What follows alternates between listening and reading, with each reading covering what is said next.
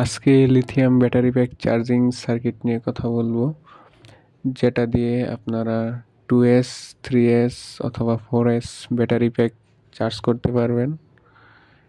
আর charging সার্কিটটিতে input voltage হিসাবে ব্যবহার করা যাবে ডিসি 3 থেকে 6 ভোল্ট, অথবা আপনারা টাইপ সি কেবল ইউজ করতে পারবেন।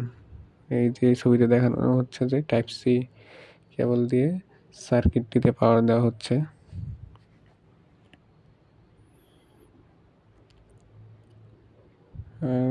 এই 1 এম্পিয়ার, 2 এম্পিয়ার এবং 4 এম্পিয়ার এরকম 3টা ভার্সন অ্যাভেলেবল।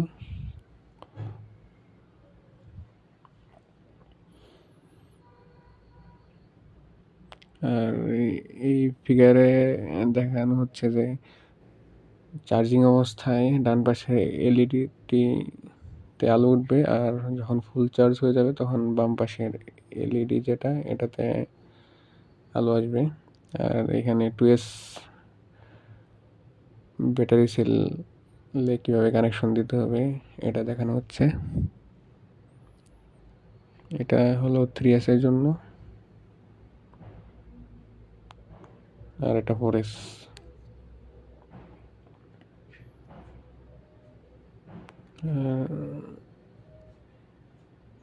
এখানে কিছু ফটো দেখানো হচ্ছে, আর এখানে বিএমএসও ব্যবহার করা হয়েছে, সাথে চার্জিং সার্কিট।